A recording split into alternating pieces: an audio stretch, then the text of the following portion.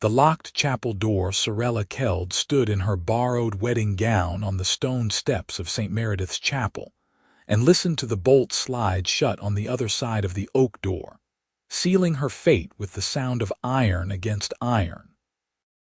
Inside, she could hear the nervous laughter of wedding guests, the shuffle of boots on worn floorboards, and beneath it all, the low murmur of the priest continuing the ceremony as though nothing had changed. But everything had changed.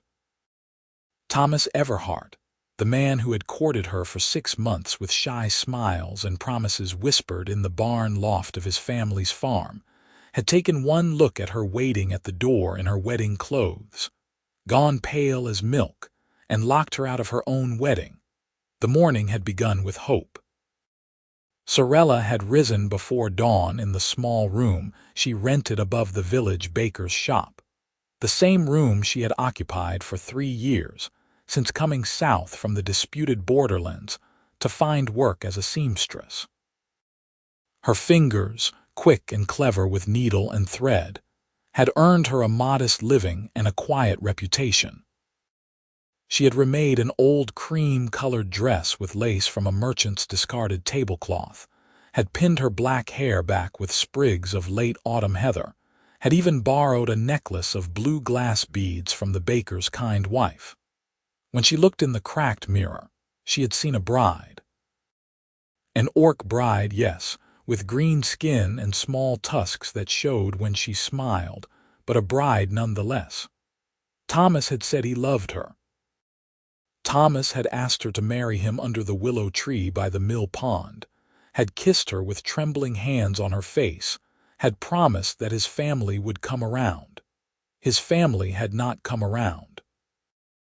When Sarella arrived at the chapel with the baker's wife as her sole attendant, she found the yard full of Everharts and their neighbors, all dressed in their Sunday best.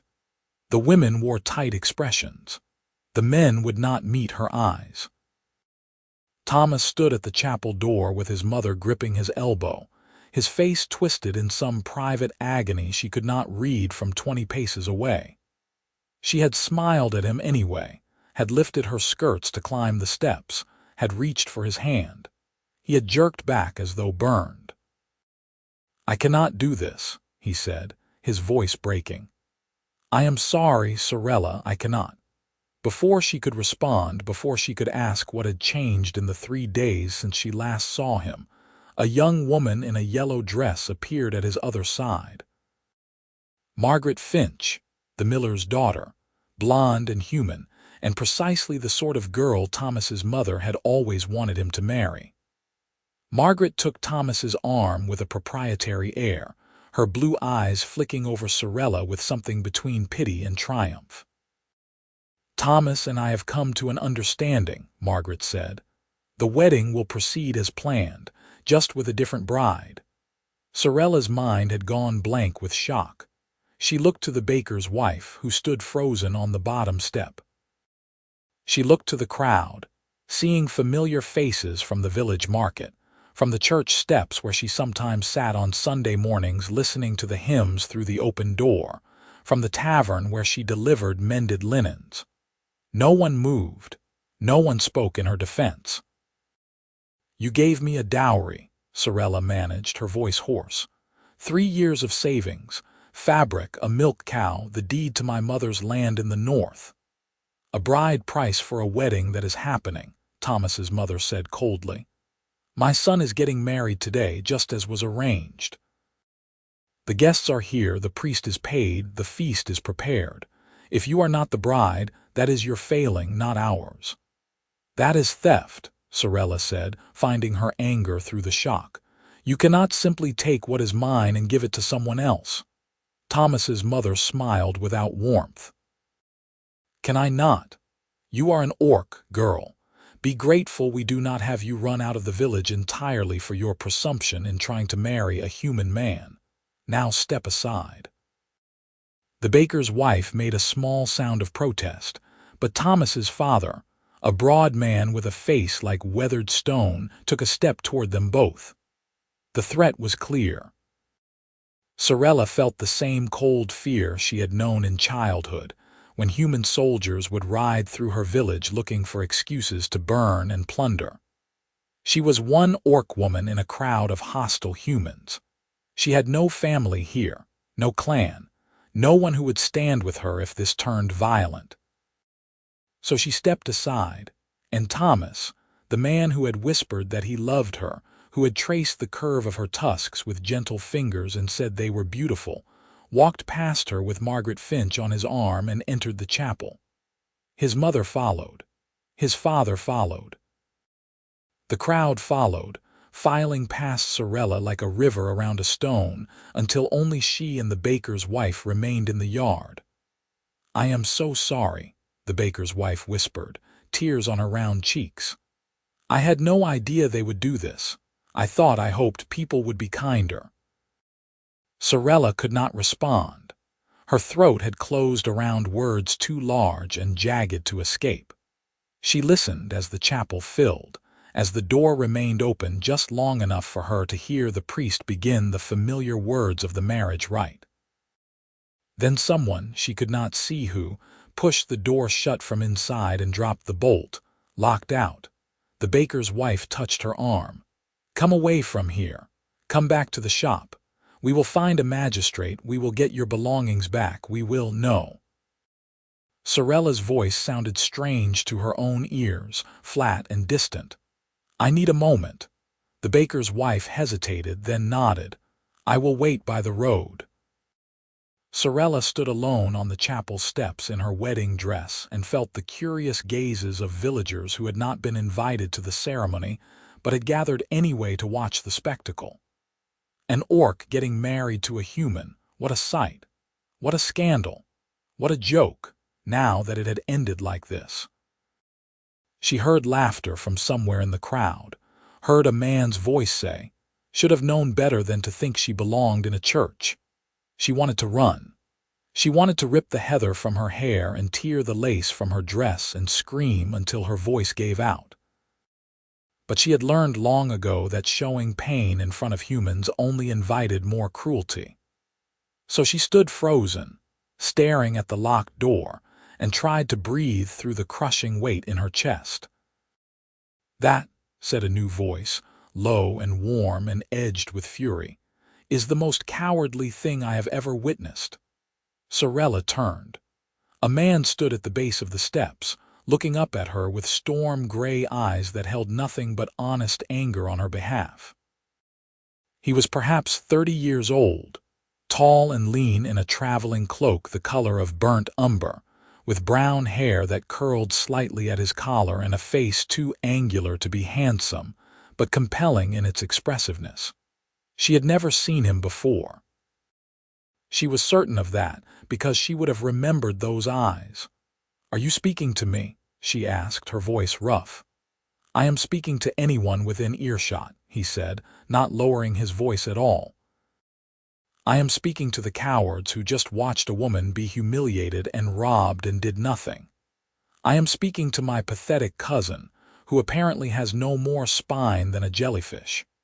"Your cousin," Sarella repeated, the words not quite making sense. The man climbed the steps until he stood level with her.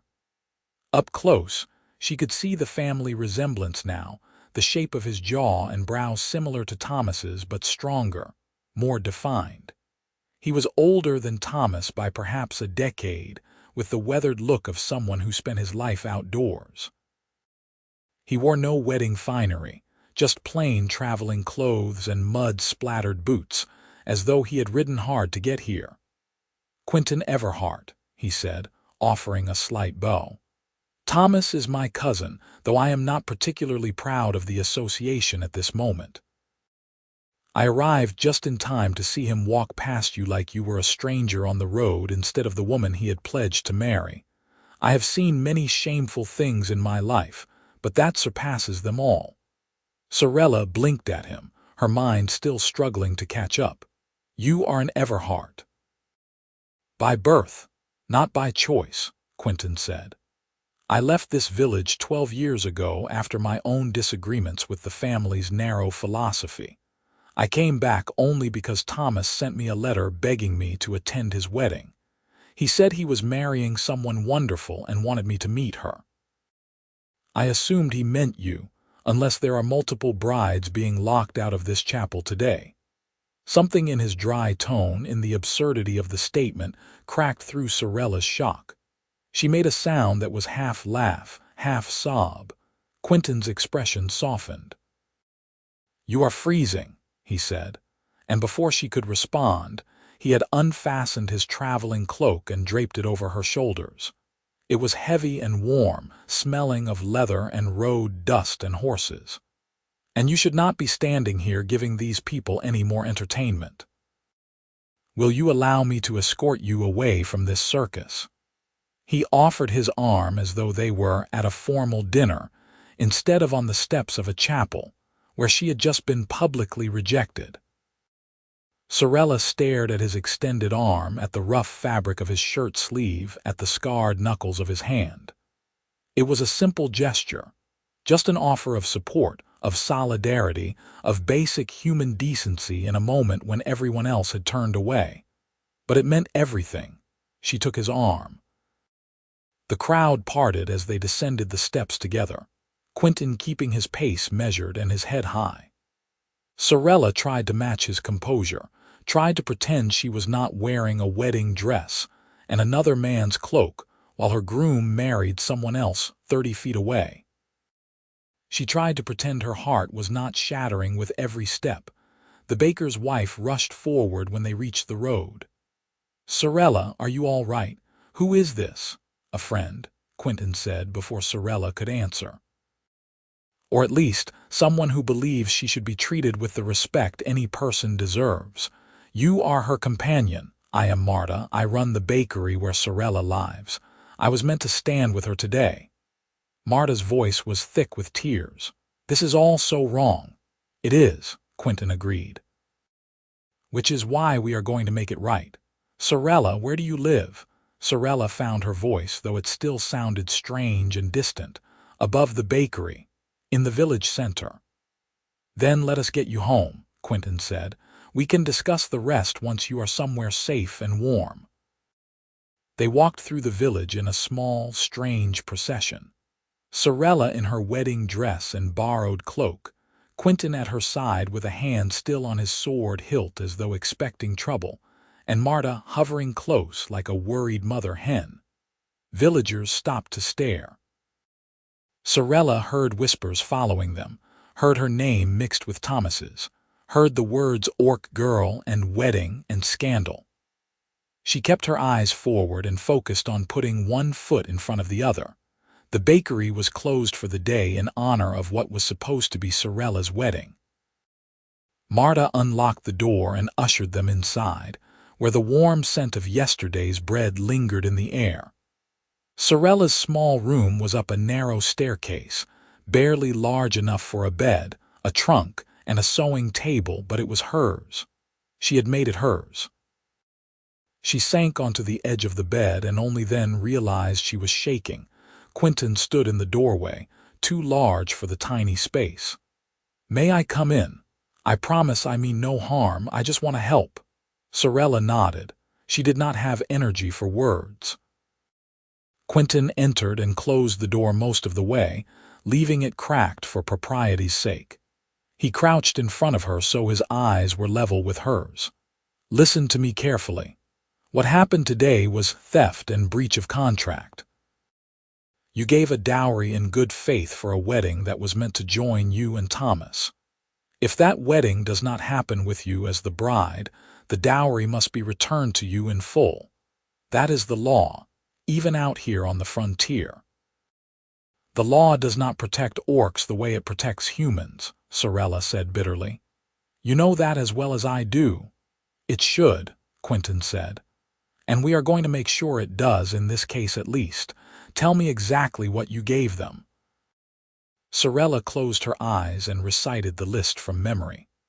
40 yards of wool fabric, dyed and woven by my grandmother. A milk cow named Bess, 4 years old, good health. And the deed to 20 acres of farmland near the northern border, the only thing my mother left me when she died. Thomas said he wanted to build a house there someday, that we could move north where people were more accepting of mixed marriages. She laughed, a bitter sound. I was a fool. You were trusting, Quinton corrected. There is a difference. And Thomas, wherever his spine has gone, made you promises. Those promises have legal weight. He is your cousin, Sarella said, opening her eyes to look at Quinton directly. Why would you help me against your own family? Quinton's jaw tightened. Because my family is wrong. Because what they did today was cruel and dishonorable. And because I spent 12 years away from this village specifically, because I could not stomach the way people here treat anyone who does not look or sound or think exactly like them. I went south to the borderlands, worked as a scout and guide, met people of every race and culture.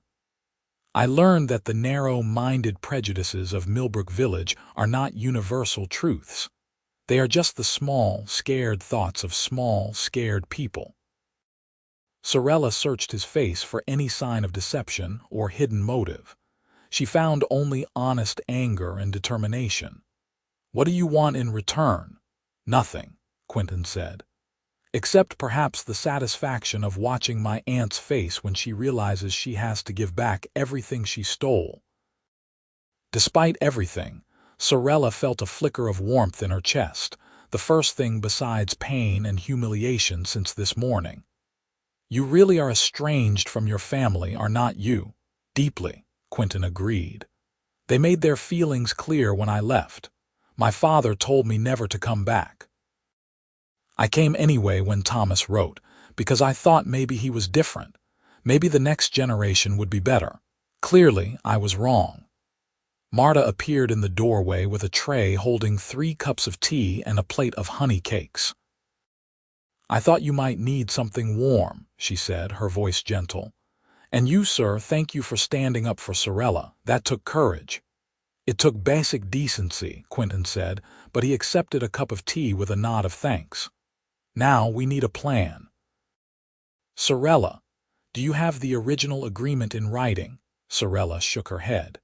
It was a verbal contract, witnessed by Marta and her husband. Thomas said his family did not believe in written contracts between relatives and close community. He said it was more meaningful to make promises face to face. Of course he did, Quinton muttered. That makes things more complicated but not impossible. Marta, would you and your husband be willing to testify to what you witnessed? Absolutely, Marta said without hesitation. We both heard Thomas accept the dowry and promise to marry Sarella. We saw him receive the deed, saw him take the cow to his family's barn. Good. That gives us a foundation. Tomorrow morning we will go to the magistrate together and file a formal complaint. In the meantime, Sarella, you should rest. Today has been, he paused, seeming to search for a word that encompassed the horror of the day and finding none adequate. Today has been a great deal. Sarella looked down at the tea in her hands, at the surface rippling slightly from her still trembling fingers. Why are you really doing this? You do not know me. You owe me nothing. Quinton was quiet for a moment. When he spoke, his voice was softer. When I was 20 years old, I fell in love with a girl from the borderlands. She was half-elf, with her mother's pointed ears and golden eyes. She was brilliant and kind, and she taught me to see the world differently. I wanted to marry her. I brought her here to meet my family, thinking surely they would see what I saw, would welcome her as I had been welcomed into her family. Instead, they refused to let her stay in our home. They said she was not human enough, not suitable, that I was bringing shame on the family name. My father gave me an ultimatum: leave her and stay, or go with her and never come back. You went with her, Sarella said quietly. I did. We had 5 good years together before she died of fever during a bad winter in the Southern Territories. No doctor would come to treat her because of what she was. His voice roughened. I could not save her, But I swore after she died that I would never again stand by and watch someone be mistreated for being different. So when I saw you on those steps, locked out and alone, I saw her. I saw the girl I loved, treated as less than human, and I knew I had to do something. Sarella felt tears prick her eyes, the first ones she had allowed herself to shed. I am sorry for your loss. I am sorry for yours, Quinton said. Thomas may not be dead, but I imagine losing someone to cowardice feels similar to losing them to death. Perhaps worse, because you have to live knowing he chose to abandon you. It was such an accurate description of the pain in her chest that Sarella could not respond. She simply nodded and blinked hard against the tears threatening to spill over. Quinton rose smoothly to his feet. I am staying at the Red Mare Inn on the East Road. It is the only establishment in this village that did not turn me away when I gave my name. Send word if you need anything before morning. Otherwise, I will come by at first light and we will face the magistrate together. Marta, thank you for the tea. He left before Sarella could thank him properly, his footsteps echoing down the narrow stairs. Marta sat beside her on the bed and put a warm arm around her shoulders. He is a good man, Marta said. He is an Everhart, Sarella said, but there was no heat in it. I thought I knew what that meant. Families are complicated, Marta said. Sometimes the best people are the ones who leave. Sarella thought about that, as she finally removed the heather from her hair, as she carefully hung the wedding dress in her trunk where she would not have to look at it, as she lay in bed that night staring at the ceiling and trying not to think about Thomas kissing Margaret Finch in front of the altar. She thought about Quinton's gray eyes, about the weight of his cloak on her shoulders, about the way he had offered his arm as though she were someone worth protecting.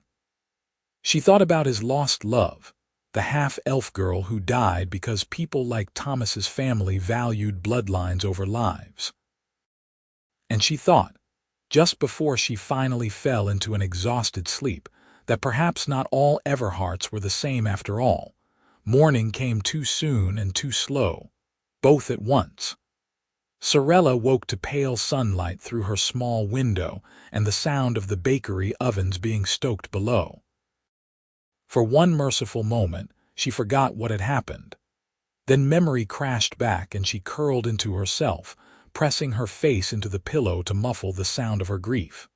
She had loved Thomas, or she had loved who she thought Thomas was, which perhaps amounted to the same thing. She had believed his promises. She had given him everything she had of value, trusting that they would build a life together. How could she have been so foolish, but lying in bed achieved nothing? Sarella forced herself up, washed her face in the basin, and dressed in her ordinary clothes. A simple green dress that matched her skin, practical leather boots, her hair braided down her back. She looked like herself again, not like someone playing dress-up as a bride. It was a relief and a reminder of failure both at once. Quinton arrived as the first customers were coming into the bakery, looking as though he had not slept well either. But his eyes were sharp and his jaw was set with determination. "Ready?" he asked. "No," Sarella said honestly. "But let us go anyway." The magistrate's office was a small stone building near the village square, presided over by a gray-haired man named Edmund Farrow, who had served as the legal authority in Millbrook for 30 years. He listened to their complaint with an expression of deep discomfort, his gaze flicking between Sarella, Quinton, and Marta, who had come along as witness. "This is a delicate matter," Magistrate Farrow said when they had finished explaining the situation. "The Everhart family is well established here. They have considerable standing in the community." "And I am an orc with no standing at all," Sarella said flatly. "Is that what you are not saying?" Magistrate Farrow winced. "I am saying that accusations of theft against a respected family require substantial proof. You claim you provided a dowry, but there is no written contract. There are witnesses, Quinton said, his voice hard. Marta and her husband both saw the agreement made. They saw Thomas accept the dowry items. Under frontier law, verbal contracts with witnesses are binding. Under ideal circumstances, yes, Magistrate Farrow said. But Thomas did get married yesterday, as was planned. One could argue that the dowry was for the wedding itself, not specifically for a wedding to Miss Keld. Sarella felt sick. So he can steal from me and give my belongings to his actual bride, and that is legal. I am not saying it is right, Magistrate Farrow said, looking genuinely pained. I am saying it is complicated. If you want to pursue this formally, we would need to hold a hearing with both parties present. The Everharts would have the opportunity to present their side. It could take weeks to resolve, and the outcome is not certain. How much is certain, Quinton said, leaning forward over the desk, is that if Sarella were human and the Everharts were orcs, you would have already sent someone to retrieve her property. Magistrate Farrow's face flushed. That is not fair. No, it is not fair, Quinton agreed. None of this is fair, but it is the truth, and we both know it. So what I need from you, Magistrate, is not your personal feelings about interspecies marriages or your worry about offending the Everharts. I need you to do your job. Schedule the hearing. Summon both parties. Let the law decide if you will not. The magistrate was quiet for a long moment. Then he sighed and reached for parchment and ink. Very well. I will schedule a hearing for 1 week from today. Both Miss Keld and Thomas Everhart will be required to appear and present their cases. I will also summon witnesses from both sides. Will that suffice? It is a start, Quinton said. They left the magistrate's office with a formal summons for Thomas and a knot of anxiety in Sarella's stomach. A week felt like an eternity and no time at all. 1 week to prepare a case against a family that controlled half the village. 1 week to find the courage to face Thomas again. What if I lose? She asked Quinton as they walked back toward the bakery. What if the magistrate rules in their favor? Then we appeal to the territorial governor, Quinton said.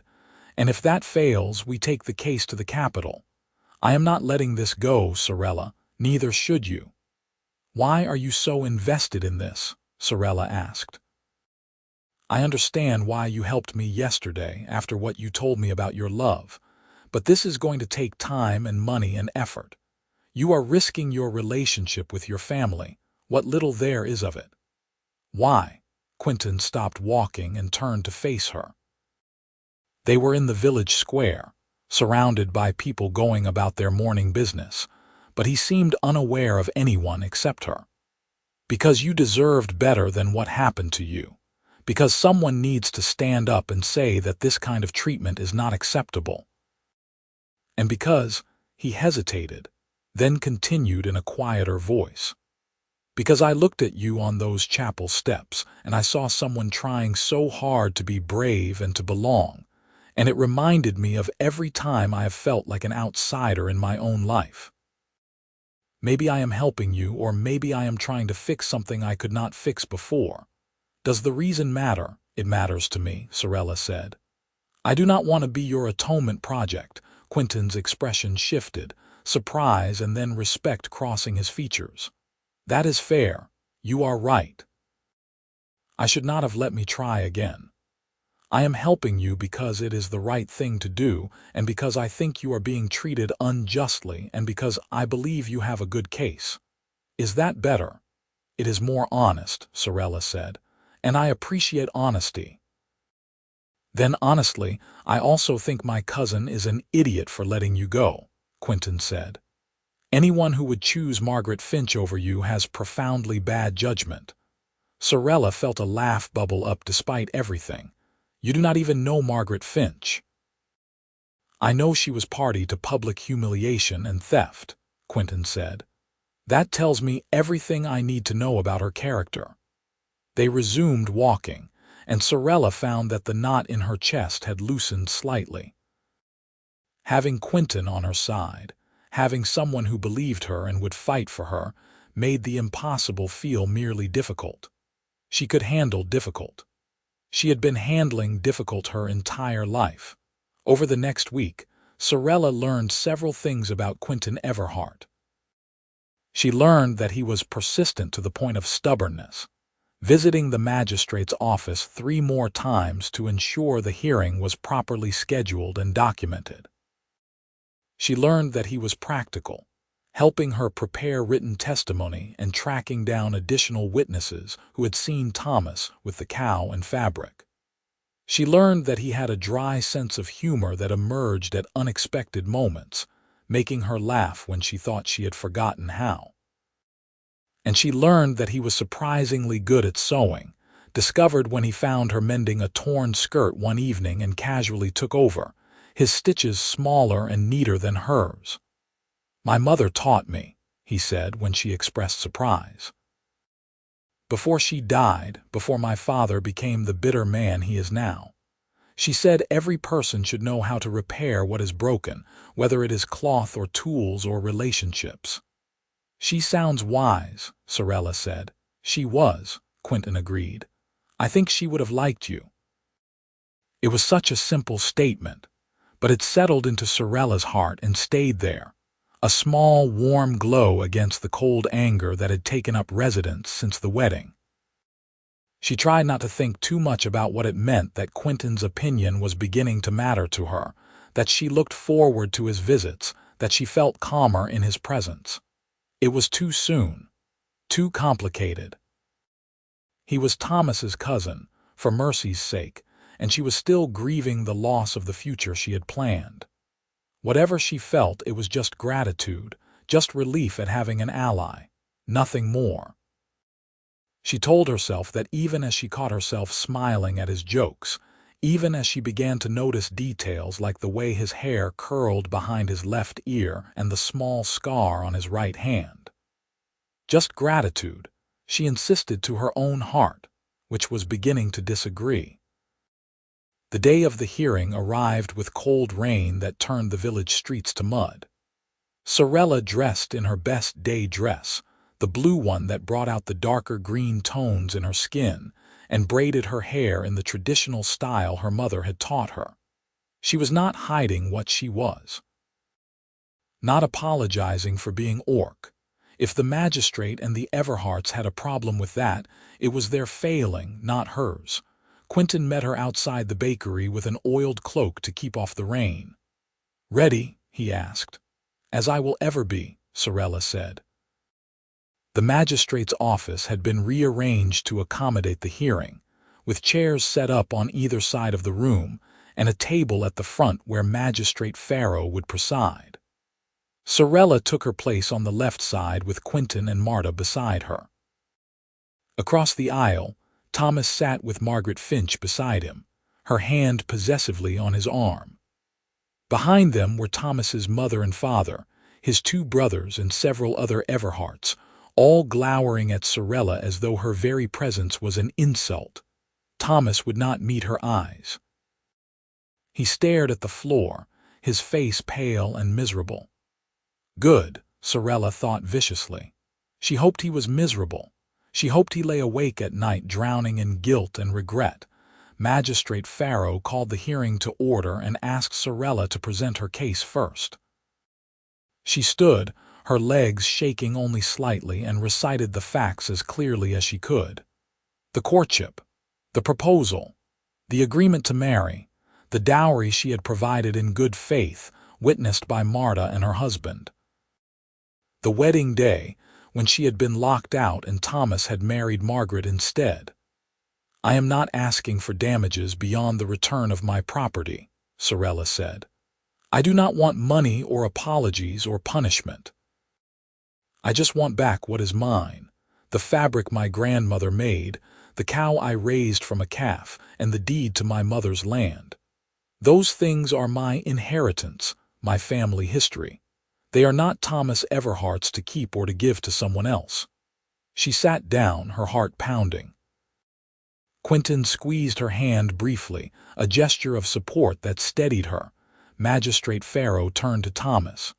"Mr. Everhart, you have heard the complaint. How do you respond?" Thomas stood slowly, still not looking at Sarella. "I did accept a dowry from Miss Keld. That part is true. But I believed at the time that we would marry. When I realized I could not go through with the wedding, it was too late to return everything. The cow had already been integrated into my family's herd. The fabric had been used to make furnishings. And the deed," he faltered. "The deed was given to Margaret as part of her marriage settlement," Thomas's mother said, standing to speak over her son.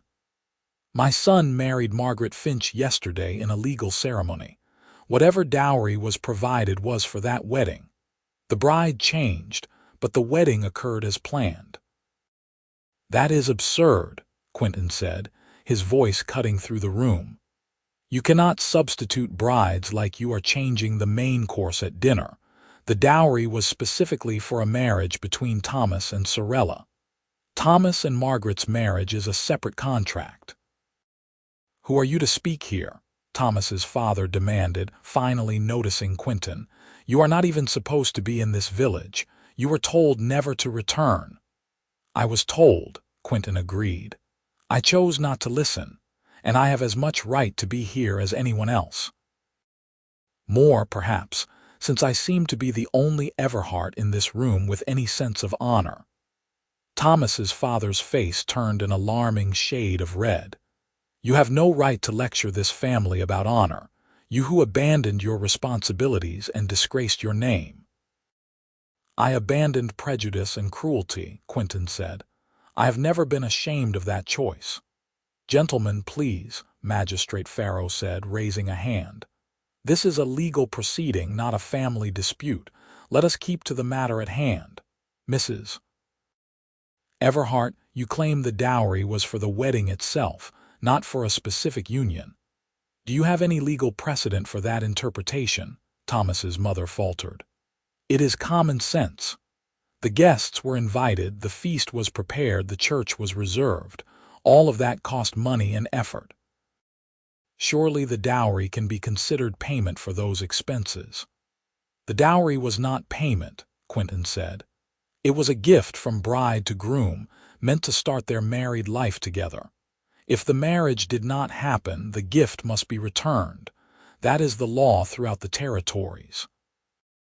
Magistrate Farrow nodded slowly. "That is indeed the usual interpretation. However, Mrs. Everhart raises an interesting point about expenses incurred. Miss Keld, were you aware of the costs associated with the wedding preparation?" "Thomas assured me his family would handle all of that," Sarella said. "He said my dowry was for our future, not for the ceremony. He specifically said he wanted the land so we could build a house away from the village." "Lies," Thomas's mother snapped. "She is lying to steal from my family." "I am not lying," Sarella said, her voice hardening. "And you know it. Thomas told me dozens of times that he wanted to leave Millbrook, that he wanted to go north where people were more accepting. He said the land was perfect for that. He probably never told you that, did he? He probably let you think he would stay here forever, running the family farm like a good son. But he wanted to leave. He wanted a different life. He just did not have the courage to take it." Thomas flinched as though she had struck him. Margaret's hand tightened on his arm, her expression shifting from smug to uncertain. "Is this true, Thomas?" Magistrate Farrow asked. "Did you promise Miss Keld that you would build a life on the northern land?" Thomas opened his mouth, closed it, then opened it again. "I thought I could," he said finally, his voice barely audible. "I thought I could be brave enough. But when the day came, when I saw everyone looking at us, judging us, I could not do it. I am sorry, Sarella, I am so sorry." "Sorry does not return my property," Sarella said. "Sorry does not undo the humiliation of being locked out of my own wedding. Sorry is just a word, Thomas. It means nothing without action behind it." "Then what do you want from me?" Thomas asked, finally looking at her.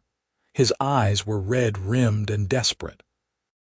"What can I possibly do to make this right?" "Give me back my dowry," Sarella said. "All of it. The fabric, the cow, and the deed. That is all I want from you." "The fabric is gone," Thomas's mother said. "It has been made into curtains and tablecloths. We cannot return fabric that no longer exists."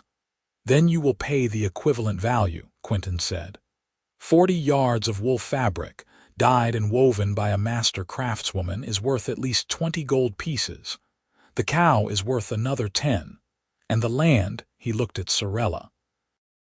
"The land is worth 100 gold pieces," Sarella said. "It is fertile, cleared, and has water access. That was the assessed value when my mother purchased it." Thomas's mother went pale. 130 gold pieces. That is outrageous. We do not have that kind of money just lying about." "Then you should not have stolen property you could not afford to lose," Quinton said pleasantly. "Magistrate, what is your ruling?" Magistrate Pharaoh had been taking notes throughout the proceeding. He set down his pen and folded his hands on the desk. "This is a complex situation, but the law is relatively clear. A dowry is provided specifically for a marriage between two named individuals. If that marriage does not occur, the dowry must be returned or its value must be compensated. Miss Keld has demonstrated, through witness testimony and Mr. Thomas Everhart's own admission, that a dowry was provided for a marriage that did not happen. Therefore, the Everhart family is required to return the cow, provide financial compensation for the fabric they have used, and return the land deed. They have 30 days to comply." "This is an outrage," Thomas's father said, standing abruptly. "You are siding with an orc over a human family that has lived in this village for generations." "I am siding with the law," Magistrate Pharaoh said firmly. "If you wish to appeal, you may take your case to the territorial governor, but my ruling stands." Sarella felt something unlock in her chest, a pressure she had not realized she was carrying. She had won. The magistrate had ruled in her favor. She was going to get her property back.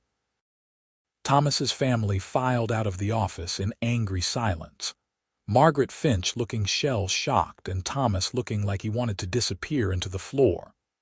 Only when they were gone did Sarella allow herself to sag in her chair, the adrenaline draining away and leaving her exhausted. "You did it," Quinton said, and there was genuine pride in his voice. "You stood up to them and you won." "We did it," Sarella corrected. "I could not have done this without you." "You could have," Quinton said. "It would have been harder, but you are strong enough. I just made it a little easier." Marta hugged Sarella tightly, tears streaming down her round cheeks. "I am so proud of you, so very proud." They celebrated that night at the bakery, a small gathering of Sarella, Quinton, Marta, and Marta's husband Gerald. It was not a grand party, just bread and cheese and ale, but it felt like victory. Sarella found herself laughing more than she had in weeks, the weight of stress and fear finally lifting. Quinton told stories of his years in the borderlands, tales of strange encounters and narrow escapes that had everyone around the table riveted. He was a good storyteller, she realized. He knew how to pace a narrative, when to pause for effect, when to deliver a punchline. She could have listened to him talk for hours. When the evening wound down and Marta and Gerald retired upstairs, Sarella walked Quinton to the door. The rain had stopped, leaving the air clean and cool. The street was quiet, lit only by the moon and a few lanterns in windows. "Thank you," Sarella said, "for everything. I do not think I have said that enough." "You do not need to thank me," Quinton said. "I did what anyone should have done." "But no one else did," Sarella pointed out. "You were the only one who stepped forward. That means something." Quinton was quiet for a moment, his face in shadow. "Sarella, I need to tell you something. The hearing is over and your property will be returned. My part in this is finished. I should probably leave Millbrook and return to my life in the South, but I find myself reluctant to go." Sarella's heart did something complicated in her chest. Why? Because I like talking to you, Quinton said simply. Because I enjoy your company. Because the past week has been the most engaged and alive I have felt since my wife died. I know it is too soon. I know you are still processing what happened with Thomas. I know I am the last person you should be interested in, given that I am an Everhart. But I would like to stay in the area for a while longer, if that would be all right with you. Not to court you or to pressure you into anything. Just to be your friend, if you will have me. Sarella looked at him, this man who had appeared at her lowest moment and offered his coat and his arm and his unflinching support. She thought about the flutter in her chest when he smiled, the way she had started seeking out his company, the realization that she trusted him in a way she had not trusted anyone since her mother died. I would like that, she said. I would like that very much. Quinton's smile was like sunrise, slow and warm and transforming. Good. Then I will find a more permanent place to stay than the inn, and we will see where this goes. No promises, no pressure. Just two people getting to know each other. Just two people, Sarella agreed, and if her heart whispered that it already knew where this was going, she chose not to listen. Not yet. There would be time for that later. The Everhart family did not comply with the magistrate's ruling peacefully. The first week passed with no word, no returned property, no acknowledgement that they intended to follow the law. Sarella tried not to worry, tried to trust that the legal system would work as it should, but she knew better than to be naive. Thomas's family was wealthy and well-connected. They could delay and obstruct for months if they chose to. Quinton, who had rented a small cottage on the edge of the village, seemed less concerned. They will comply, he said when Sarella voiced her fears. They have no choice. If they defy a magistrate's ruling, they risk losing their standing in the community. My aunt values reputation above all else. She will not jeopardize that. But it was not Thomas's mother who came to the bakery on a gray morning in the second week. It was Thomas himself, alone and looking as though he had not slept in days. Sarella was working on a mending project when Marta called up the stairs to say she had a visitor. Her stomach clenched with anxiety as she descended to find Thomas standing in the shop, turning his hat in his hands. "Can we talk?" he asked. "Please, Sarella, just for a few minutes." Sarella glanced at Marta, who gave a slight nod and moved discreetly to the back room. Sarella crossed her arms over her chest, maintaining distance between herself and Thomas. "What do you want?" "To apologize," Thomas said. "Properly, I mean. Not just saying I am sorry, but explaining why I did what I did, even though I know it does not excuse anything." "You are right, it does not," Sarella said, "but I will listen." Thomas took a shaky breath. "I loved you. I need you to know that first. I loved you. I asked you to marry me, and I meant it at the time. But my family, they worked on me for months leading up to the wedding. They told me I was making a mistake, that I would be ostracized, that any children we had would be outcasts. They brought Margaret around constantly, reminded me that she was suitable, that marrying her would be easy. And I started to doubt. I started to wonder if I was strong enough to handle the life we would have together." "So you decided the morning of the wedding that you were not," Sarella said, her voice flat. "I decided nothing," Thomas said miserably. "That was the problem. I froze. I panicked. Margaret was there, offering me an easy way out, and I took it like a coward. I let my mother push me into the chapel, let the ceremony happen because I could not find the courage to stop it. And then afterward, when I realized what I had done, it was too late. I was married. You were gone, and I have been living in hell ever since." "Good," Sarella said, and found she meant it. "You should feel terrible. What you did was unforgivable." "I know," Thomas said. "I am not asking for forgiveness. I just wanted you to know that I regret it every day, that I made the worst mistake of my life. And that I am trying to make it right, at least as much as I can. I have the deed to your land. My mother fought me on it, but I told her I would testify against the family if she did not give it back. So here." He pulled a folded document from his coat pocket and held it out. Sarella took it with trembling fingers and unfolded it enough to see her mother's name, the legal description of the 20 acres. It was real. It was hers again. "The cow is in our barn," Thomas continued. "You can collect her whenever you want. And I am working on getting the money together for the fabric. It will take me a few weeks, but I will pay you the full 20 gold pieces. I promise." Sarella stared at the deed in her hands, at the proof that she had won, that her property was being returned. She should have felt triumphant. Instead, she just felt tired and sad. "Why now?" she asked. "Why are you doing this now instead of fighting the ruling like your mother wanted?" "Because Quinton came to see me," Thomas admitted. 3 days ago. He told me that if I had any decency left, I would do the right thing without being forced. He said that you deserved better than to spend months chasing us through legal proceedings. And he was right. You do deserve better. You always did. Sarella folded the deed carefully and tucked it into her apron pocket. "Thank you for returning this.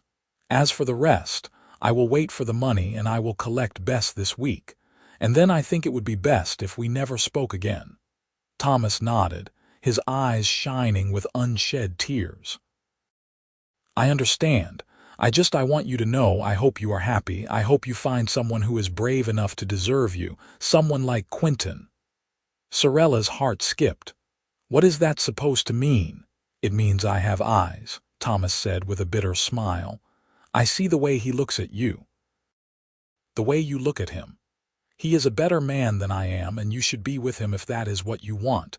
You have my blessing for whatever that is worth, which is probably nothing." "You are right," Sarella said. "It is worth nothing, but thank you anyway." Thomas left, and Sarella stood in the empty bakery holding the deed to her mother's land and trying to process the tangle of emotions in her chest. Relief that her property was being returned. Anger that it had taken this long and Quinton's intervention to make it happen. Sadness for the future she had imagined with Thomas, the one that would never exist now. And underneath it all, a growing warmth when she thought about Quinton, about the way he had stood by her side, about the easy friendship that was beginning to feel like something more. She found him at his cottage that afternoon, splitting wood in the yard despite the cold.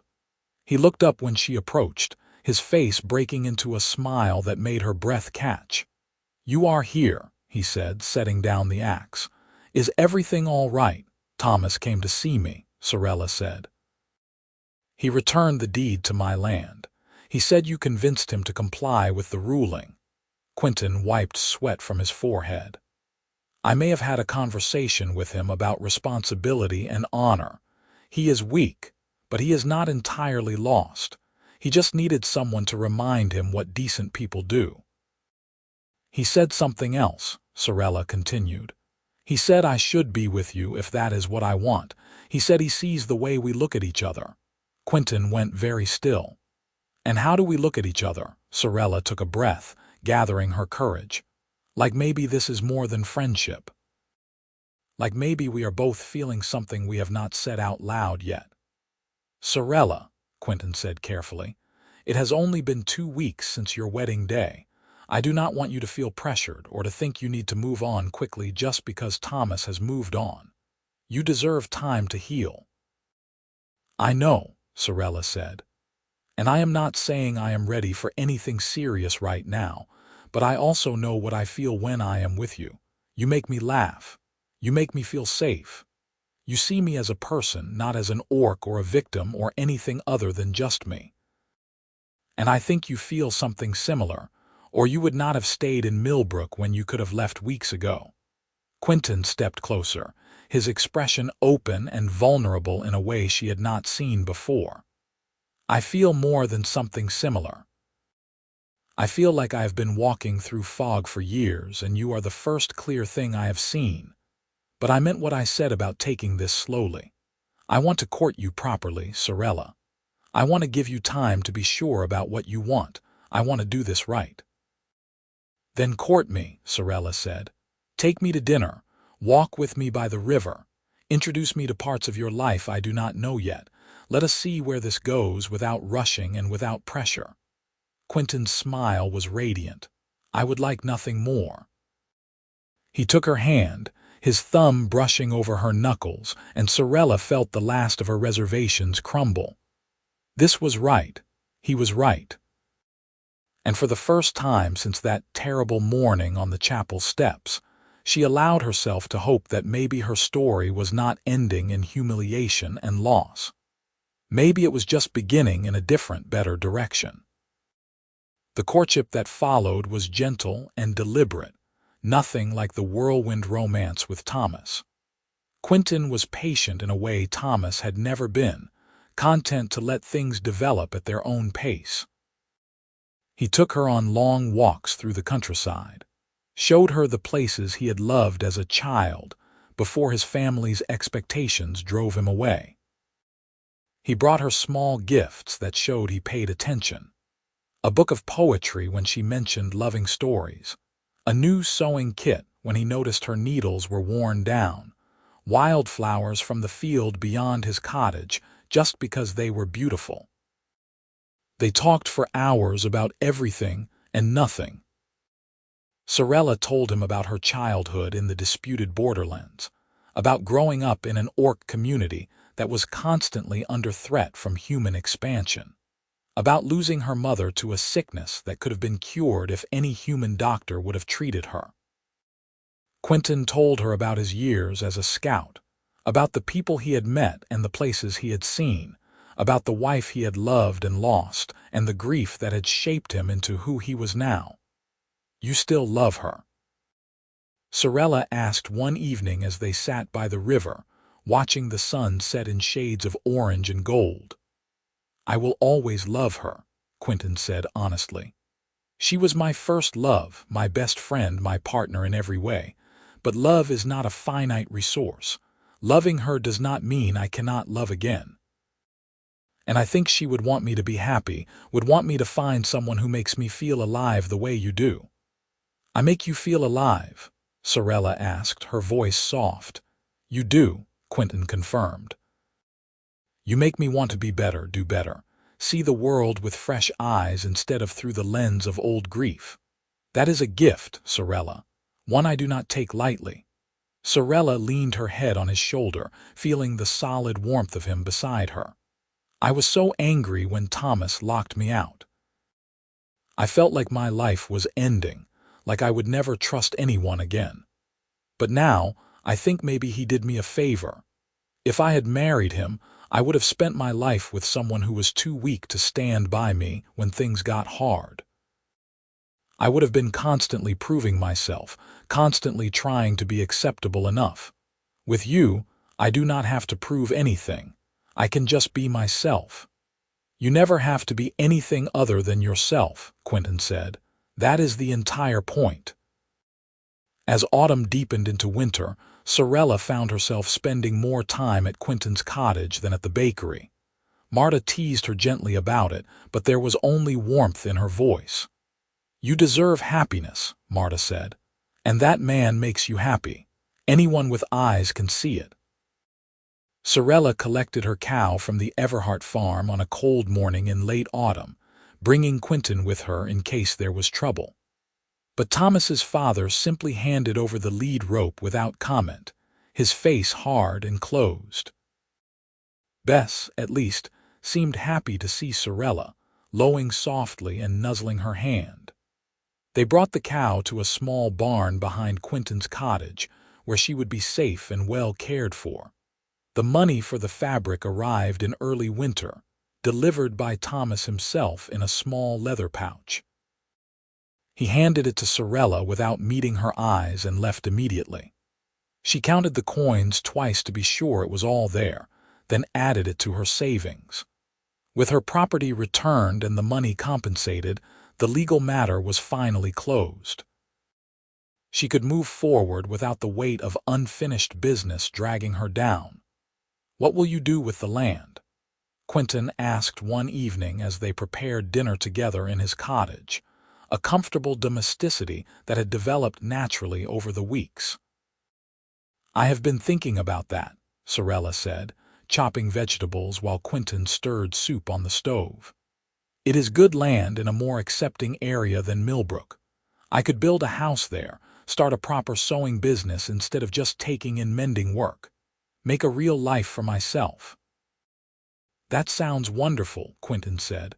"When would you go?" Sarella set down her knife and turned to face him. "That depends." "On what?" Quinton asked, though his eyes suggested he knew the answer. "On whether I would be going alone or with someone," Sarella said. "We have been courting for 3 months now. I know that is not a long time by conventional standards, but I also know what I feel. I know that I want to build a life with you, Quinton. I know that I love you, and I think you love me too, even if you have not said it yet." Quinton set down his spoon and crossed to her in 3 long strides. He cupped her face in his hands, his gray eyes intense and full of emotion. "I love you," he said. "I have loved you since that day on the chapel steps when you took my arm with your chin high despite everything. I have been trying to be patient to give you time, but yes, I love you, Sarella. I love everything about you." He kissed her then, deep and sweet and full of promise. Sarella wrapped her arms around his neck and kissed him back, pouring all of her own feelings into the gesture. When they finally broke apart, both breathless, Quinton rested his forehead against hers. "I want to build a life with you too," he said. "On your land in the north, away from this village and my family and all the narrow-minded people who think love should have boundaries. I want to build a house with you, start a business with you, wake up beside you every morning for the rest of my life. But I want to do it right this time. I want to marry you properly, with your people there to witness it, with joy instead of fear. Will you marry me, Sarella?" Sarella felt tears prick her eyes, but they were happy tears this time. "Yes," she said. "Yes, I will marry you, but not here, not in Millbrook, not in that chapel or any chapel in this village. Somewhere new, somewhere that is just ours." "Anywhere you want," Quinton said.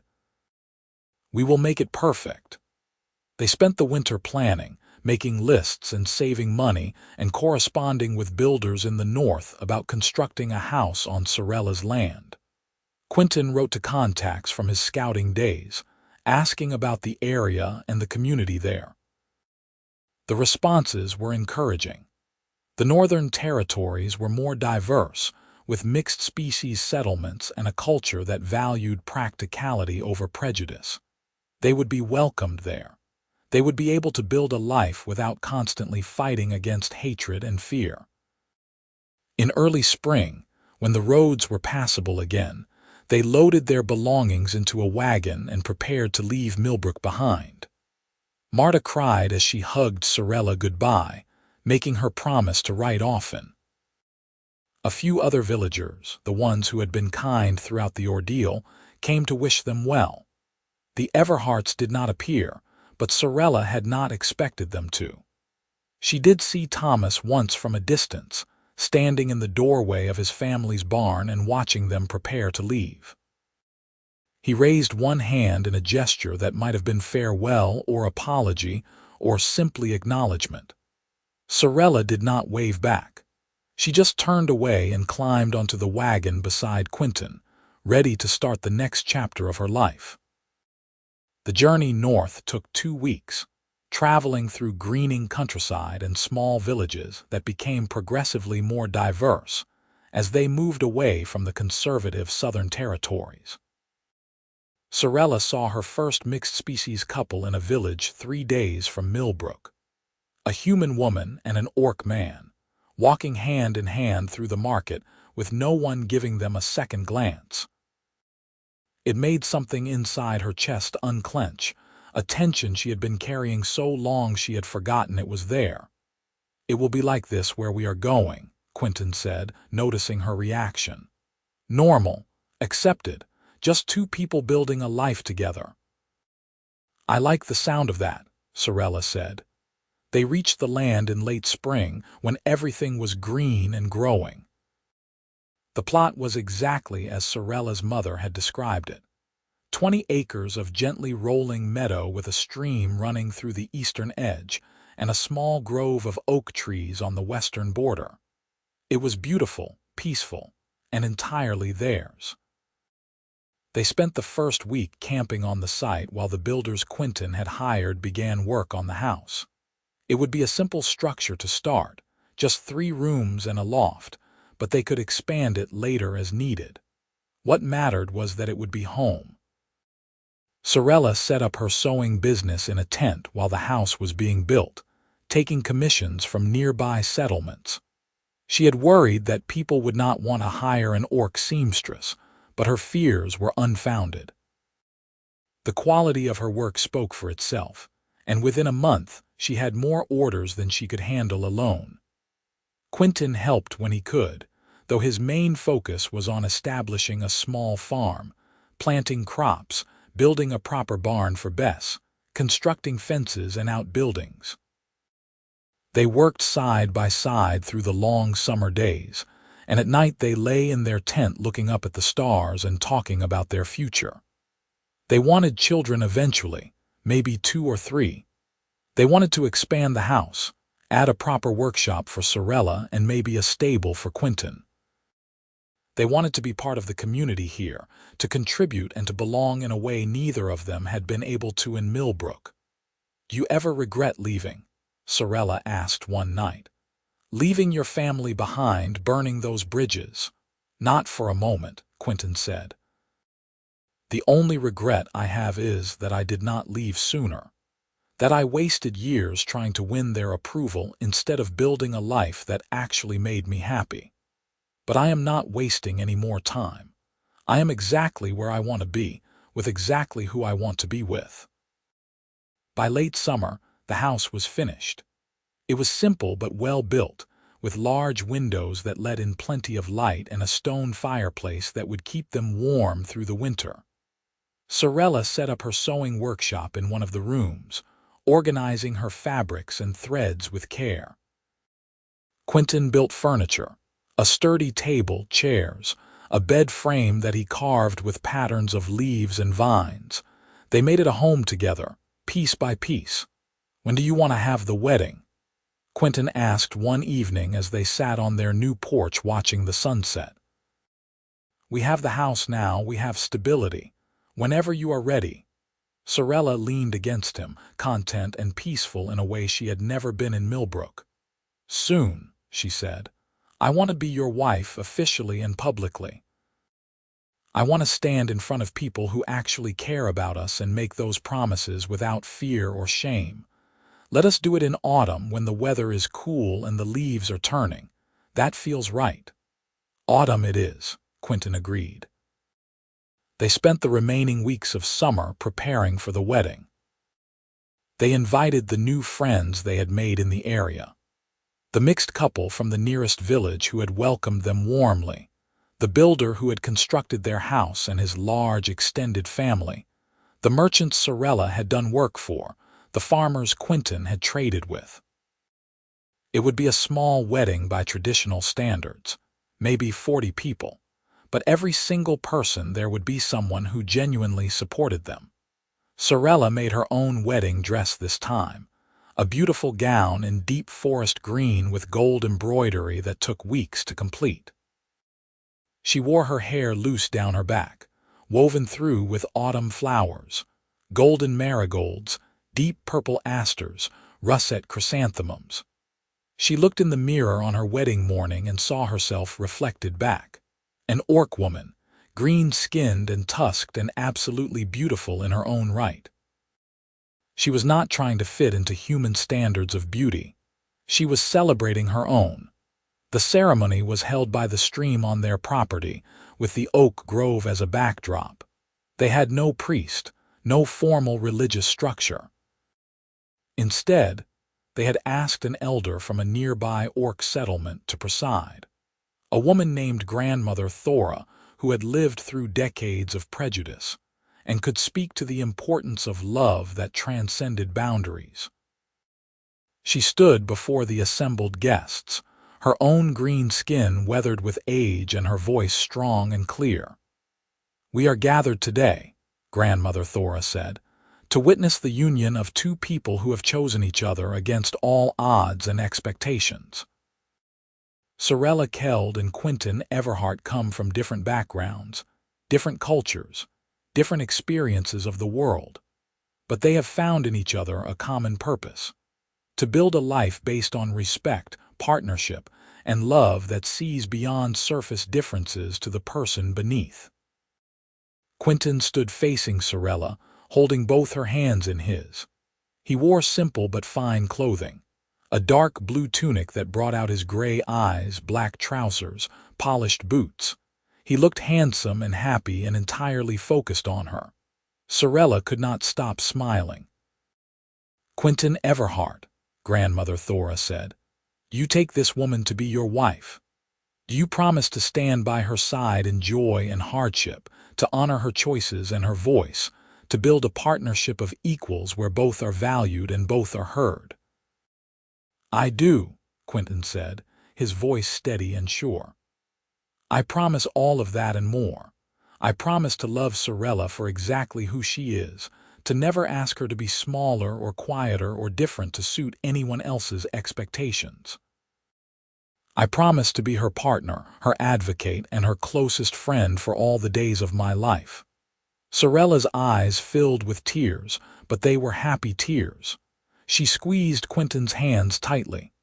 "Sarella Keld," Grandmother Thora continued, "do you take this man to be your husband? Do you promise to stand by his side in joy and hardship, to honor his choices and his voice, to build a partnership of equals where both are valued and both are heard?" "I do," Sarella said. "I promise to love Quinton for exactly who he is, to support his dreams as he supports mine, to face whatever comes together instead of alone. I promise to be his partner, his advocate, and his closest friend for all the days of my life." "Then by the authority vested in me by the community and the traditions of our people," Grandmother Thora said, "I declare you married. May your life together be long and filled with joy." Quinton kissed her then, in front of everyone, with no shame or hesitation. Sarella kissed him back, her heart full to bursting. The assembled guests cheered and applauded, and when they finally broke apart, both laughing, Sarella looked out at the crowd and saw nothing but smiling faces and genuine happiness. This was what a wedding should be. This was what she had been denied on those chapel steps 6 months ago. But she had it now, and it was perfect. The celebration that followed was simple but joyful. Tables had been set up near the house, laden with food that friends and neighbors had brought. Roasted meats, fresh bread, vegetable stews, fruit pies, barrels of cider and ale. There was music from a fiddle player and a drummer, and people danced in the grass as the sun set in brilliant shades of orange and red. Quinton spun Sarella through the steps of a traditional dance, both of them laughing when they stumbled, neither caring about perfect form. "This is what it should have been like before," Sarella said during a quiet moment, standing at the edge of the celebration with Quinton's arm around her waist. "This joy, this acceptance, this feeling of being celebrated instead of condemned. This is what it will always be like from now on," Quinton said. "We chose this life, Sarella, we chose each other, and we get to decide what our marriage looks like, what our family looks like, what our future looks like. No one else gets a say." "I love you," Sarella said, turning to face him. "I love you so much it frightens me sometimes. I never thought I could feel this way again after what Thomas did."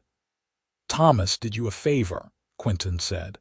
"He got out of your way so I could find you. I will never stop being grateful for that, even if I never forgive him for how he did it." Sarella laughed. "That is a very diplomatic way to put it." They stayed at the celebration, until the stars came out and the last guests finally departed, leaving them alone in front of their house, their home, built on land that was rightfully hers and filled with a future they would create together. Quinton lifted her in his arms despite her laughing protests and carried her over the threshold, a traditional gesture that took on new meaning given everything they had survived to reach this moment. "Welcome home, wife," he said, setting her gently on her feet inside. "Welcome home, husband," Sarella replied and kissed him again. The years that followed were good ones. They faced challenges, certainly. There were harsh winters and failed crops, illnesses that required expensive medicine, moments of homesickness and doubt. But they faced everything together, as partners, and that made all the difference. Sarella's sewing business flourished, earning a reputation that brought customers from settlements days away. Quinton expanded their farm, eventually hiring help during harvest season when the work became too much for two people alone. They became pillars of their local community, the couple that hosted gatherings and helped neighbors in need, and proved that love across cultural lines was not just possible but could thrive. In their third year of marriage, Sarella realized she was pregnant. The discovery filled her with a complicated mix of joy and fear. She wanted children, had always wanted them, but pregnancy was dangerous even in the best circumstances, and she was an orc carrying a half-human child. There were complications that could arise, health issues that might affect her or the baby. But Quinton held her as she cried out her fears and promised that they would face this together too, that they would find the best midwife and healer in the territory and take every precaution. Their son was born on a warm spring morning, a relatively easy delivery that left both mother and baby healthy. He was small and perfect, with Quinton's gray eyes and Sarella's green-tinted skin, tiny tusks already visible in his gums. They named him Quinton, after Quinton's mother who had died when he was young, the one Everhart who had believed in love without boundaries. Sarella cradled her son in her arms and marveled at the miracle of him, at the fact that she had created a life with Quinton, that this tiny person was half her and half him, and entirely his own individual. Quinton sat beside her on the bed, his arm around her shoulders, his eyes fixed on their son with an expression of wonder. "He is beautiful," Quinton said. "You are both beautiful." "He looks like you," Sarella said. "He looks like us," Quinton corrected. The best of both of us combined into something new and wonderful. They brought Quinton home to the house by the stream, and their life adjusted to accommodate this new small person who demanded so much attention and gave so much love in return. Sarella worked less in those first months, focusing on caring for her son, but she did not mind. She had spent so many years working just to survive, just to prove she could be useful, that it was a gift to simply be with her child and her husband, to exist in this small family unit they had created. 2 years later, they had another son. They named him Yates, a strong name for what proved to be a strong-willed child. Where Quinton was quiet and observant, Yates was loud and demanding, making his presence known from the moment he entered the world. Quinton joked that their second son had inherited Sarella's stubbornness and his own lack of patience, a combination that promised to keep them on their toes as he grew. Life fell into a comfortable rhythm. Mornings of work, afternoons playing with the children, evenings as a family around the dinner table. Sarella taught Quinton to sew as soon as he was old enough to hold a needle safely, delighted when he showed genuine interest and talent. Quinton took both boys with him around the farm, teaching them about crops and animals and the satisfaction of working with their hands. They were building not just a life but a legacy, showing their sons that love and family came in many forms and all of them were valid. When Quinton was 5 and Yates was 3, they had a daughter. Sarella had secretly hoped for a girl, someone she could pass her mother's knowledge to directly, and the universe seemed to hear her wish. They named her Selene after Sarella's mother, and she was perfect. Green skin a shade darker than her mother's, black hair that would grow long and thick, her father's smile and her mother's determination. Sarella held her daughter and wept with joy, thinking about everything her own mother had never gotten to see, all the grandchildren she would have loved. "I wish she could have met them," Sarella said to Quinton one night as they lay in bed, baby Selene asleep in a cradle beside them. "My mother would have been so happy to see this, to see me happy and safe and building a family." "I think she knows," Quinton said. "I think somewhere, somehow, she sees what you have built and she is proud." "You think your mother sees too?" Sarella asked. "The woman you told me about, who wanted you to be happy." "I hope so," Quinton said. "I hope she sees that I took her lessons about love and repair, and I used them to build something good. That I chose love even when it was hard, even when it cost me family and home and everything I thought I knew. I hope she is proud too." They lay in comfortable silence, listening to their daughter's soft breathing, and Sarella thought about how far she had come from that terrible morning on the chapel steps. How Thomas locking her out had felt like the end of the world, but had actually been the beginning of everything good in her life. How Quinton offering his coat and his arm had been the single kindest act anyone had ever done for her, and how that one moment had led to all of this. A home, a marriage, children, a life filled with love and purpose.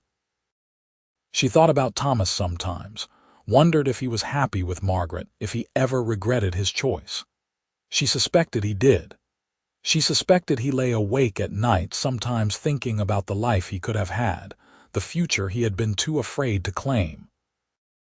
But that was not her concern anymore. She had moved on, built something better, become someone stronger. Thomas was just a chapter in her story now, one she had closed and left behind. The years continued to pass, marked by small joys and inevitable sorrows. Grandmother Thora, who had married them, passed away peacefully in her sleep at the age of 92. They attended the funeral with their children, honoring the woman who had welcomed them into the community and stood up for their love. Marta wrote regularly from Millbrook, updating Sarella on village news and always asking about the children. She reported that Thomas and Margaret had 3 children of their own, that they seemed content if not passionately happy, that Thomas had taken over his family's farm as expected. Sarella felt nothing when she read those updates, no jealousy or regret or even curiosity. That part of her life was simply over. When Quinton was 8, Yates was 6, and Selene was 3, Sarella received an unexpected letter. It was from Thomas's mother, of all people, requesting a meeting. Sarella showed the letter to Quinton, unsure how to respond. What could she possibly want after all this time? Sarella asked. "Only one way to find out," Quinton said. "But you do not have to meet with her if you do not want to. You do not owe her anything." "I know," Sarella said. "But I am curious, and I think I am strong enough now to face her without it destroying me. Let me write back and set up a meeting in neutral territory. I want you there with me." "I will be wherever you need me," Quinton promised. They met Thomas's mother in a small inn halfway between Millbrook and their home, a full day's travel for both parties. The woman who walked into the inn's common room looked older than Sarella remembered, her hair fully gray now and her face lined with years of worry. She sat across from Sarella and Quinton with her hands folded on the table, her expression unreadable. "Thank you for agreeing to see me," she said. "I was not sure you would." "I almost did not," Sarella said honestly, "but I was curious about why you wanted to meet after 8 years of silence." Thomas's mother took a breath. "I wanted to apologize. For what we did to you, for how we treated you, for stealing your property and humiliating you on what should have been one of the happiest days of your life. I have been carrying the guilt of that day for years, and it has only gotten heavier as I have watched my son live a life he is not truly happy in." Sarella raised an eyebrow. "Thomas is unhappy. He is not miserable," his mother clarified. "Margaret is a good wife and mother. They have a stable life, but there is no passion there, no real love. They are partners in running a household, nothing more. And I see the way he looks sometimes, distant and regretful, and I know he is thinking about you, about the life he could have had if he had been braver." "That is not my problem," Sarella said, her voice hard. "Thomas made his choice. He chose comfort and conformity over love. That is on him, not me." "I know," Thomas's mother said. "I am not asking you to forgive him or to feel sorry for him. I am just telling you the truth as I see it. And I am apologizing for my part in pushing him toward that choice. I thought I was protecting him. I thought a marriage to someone like Margaret would be easier, safer, better for the family reputation. I was wrong.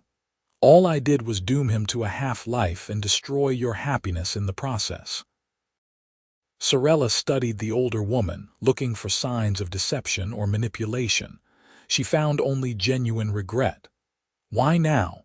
Why apologize after all this time?" "Because I am dying," Thomas's mother said bluntly. "I have perhaps a year left, maybe less, and I do not want to die carrying this guilt. I do not expect you to forgive me. I just wanted to say the words out loud, to admit that I was wrong and you were right.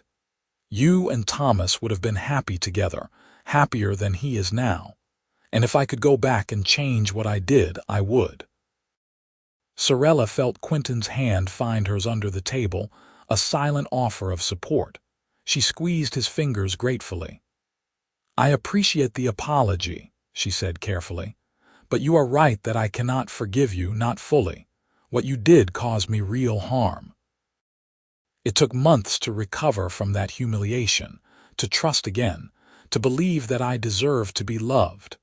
If Quinton had not stepped forward when he did, I do not know where I would be now. Probably somewhere better than Millbrook anyway," Quinton said quietly. "You are strong enough that you would have found your way." "Maybe," Sarella conceded, "but it would have been a harder road. So here is what I will say. I am glad you recognize that what you did was wrong. I hope that recognition brings you some peace in your remaining time, but I have moved on. I have a husband who loves me without reservation, 3 beautiful children, a thriving business, and a life I am proud of. What happened 8 years ago is just history now. It does not define me anymore." Thomas's mother nodded slowly. "I can see that. You look happy. Truly happy in a way my son never has. I am glad you found that, even though we tried to take it from you." "You tried," Sarella agreed, "but you failed, and that is the important part." They parted soon after, Thomas's mother returning to Millbrook and Sarella and Quinton riding back to their home. Sarella felt lighter somehow, as though a weight she had not realized she was still carrying had finally been lifted. The apology had not changed the past, but it had given her closure, confirmation that she had been right all along and the Everharts had been wrong. "How do you feel?" Quinton asked as they rode through the twilight, their horses moving at an easy pace. "Free," Sarella said. "Like that was the last loose thread, and now it is tied off and finished. I do not have to wonder any more if I was the problem, if I should have tried harder to fit in, if I deserved what happened. She admitted they were wrong. That is all I needed." "You never deserved what happened," Quinton said fiercely. "Never think that, not even for a moment." "I do not," Sarella assured him. "Not anymore. I did for a while in those first weeks after the wedding that was not, but you taught me better. You showed me what real love looks like, what partnership means, and I am grateful for that every single day." They arrived home to find their children playing in the yard under the watchful eye of the neighbor girl they had hired to watch them.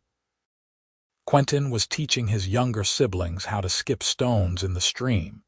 Yates was determinedly trying to beat his older brother's record, and Selene was building what looked like a mud castle on the bank. They looked up when their parents arrived, faces lighting with joy, and ran over calling for Mama and Papa. Sarella dismounted and caught Selene as she launched herself forward, lifting her daughter high in the air despite the mud. Quinton ruffled both boys' hair and asked about their day, listening seriously as they reported on important matters like how many stones they had skipped and what they had eaten for lunch. This was what mattered. This was what was real. Not the past, not old wounds and older regrets, but this moment right here. A family, a home, a life built on love and trust and the willingness to be brave when it mattered. That night, after the children were in bed and the house was quiet, Sarella and Quinton sat on their porch as they often did, watching the stars emerge in the darkening sky. Quinton had his arm around her shoulders, and Sarella leaned into his warmth, content, and peaceful. "Do you ever think about that day?" Quinton asked. "The chapel steps, the locked door, all of it." "Sometimes," Sarella admitted. "Usually when I am very happy like now, I think about how different my life could have been. If you had not stepped forward, if I had not accepted your help, if we had not fallen in love.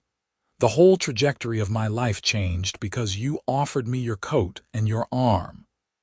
"The whole trajectory of my life changed because you took it," Quinton said. "Because you were brave enough to accept help, to trust again, to build something new instead of letting that day destroy you. We saved each other, I think. Both of us needed something the other could provide." "What did you need?" Sarella asked curiously. "Purpose," Quinton said. "A reason to engage with the world again instead of just drifting through it. After my first wife died, I spent years going through the motions. I worked, I ate, I slept, but I was not really living.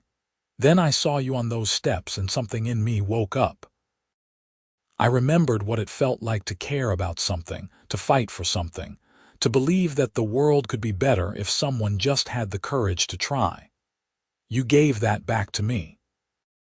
Sarella turned to look at him, this man who had become her entire world, who had shown her what real love looked like. "I love you," she said. "I know I say it often, but I want to make sure you know. I love you more than I thought it was possible to love anyone." "I love you too," Quinton said. "More every day somehow. I did not think that was possible, but you keep proving me wrong." They sat in comfortable silence, listening to the night sounds of their land. The stream babbling over stones, the wind rustling through the oak grove, the distant call of an owl. Somewhere inside the house, one of the children stirred and called out briefly before settling again. Their life was not perfect. There were still hard days, still struggles and setbacks. But it was theirs, built together through choice and commitment and love that refused to quit. Sarella thought about Thomas one last time, wondered if he ever sat on his porch with Margaret and felt this same contentment. She suspected not. She suspected he looked at his safe, suitable life and felt the ghost of what could have been haunting him. Part of her felt sorry for him. But mostly, she just felt grateful. Grateful that he had locked that door 8 years ago because it had freed her to find something infinitely better. "Thank you," she said to Quinton. "For what?" he asked. "For seeing me that day. For stepping forward when no one else would. For being brave enough to stand against your family, patient enough to let me heal, and wise enough to build something lasting instead of something fast. Thank you for all of it."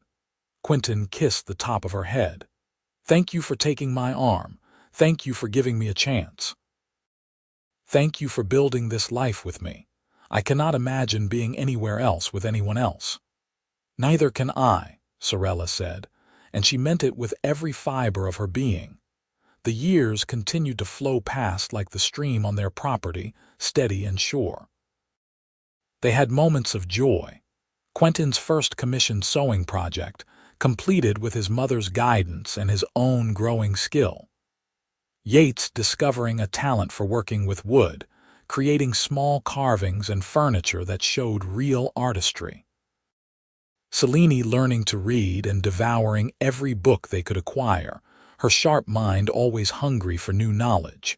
They had moments of sorrow too, the loss of Quinton's father, who died without ever reconciling with his son. A bad harvest year that left them scraping by financially. Childhood illnesses that terrified Sarella until her children recovered through it all. Sarella and Quinton remained partners in the truest sense. They made decisions together, supported each other's dreams, picked each other up when one of them stumbled. Their marriage was not perfect. They had arguments and disagreements like any couple, but it was built on a foundation of respect and genuine love that made the hard times bearable and the good times luminous. When Quinton was 12, Yates was 10, and Selene was 7, the family took a trip to the nearest city to visit a large market fair. The children had never been anywhere so crowded and exciting, and they darted from stall to stall exclaiming over everything they saw. Sarella walked hand in hand with Quinton, watching her children experience the wider world and feeling profoundly grateful that they could do so without fear, that they were accepted as the half-orc, half-human children they were. At one stall, a fabric merchant's display, Sarella found herself drawn to a bolt of cream-colored lace. It was beautiful work, intricate and delicate. She ran her fingers over it, and suddenly she was back on those chapel steps 8 years ago, wearing a borrowed wedding dress with lace she had salvaged, locked out and humiliated. "You want it?" Quinton asked, noticing her attention. "No," Sarella said, pulling her hand back. "I was just remembering." "Bad memory?" Quinton asked gently. "Not anymore," Sarella said. "Just a memory. It happened, it hurt, but it led me here, to you, to our children, to this life. I would not change it even if I could, because changing it might mean losing all of this." Quinton pulled her close, heedless of the crowded market around them. "You will never lose this. You will never lose me or our family. We are here, we are real, and we are not going anywhere." "I know," Sarella said, and she did. She knew it bone deep, the certainty that this love was permanent, that Quinton would never be another Thomas, that what they had built together was strong enough to weather any storm. They returned home from the market fair with treasures for all 3 children. A new set of sewing needles for Quinton, carving tools for Yates, a stack of books for Selene. That night, with the children asleep and the house quiet, Sarella and Quinton made love slowly and tenderly, reaffirming their connection the way they often did after being reminded of how precious their life together was. "I am so happy," Sarella whispered in the darkness afterward, curled against Quinton's side.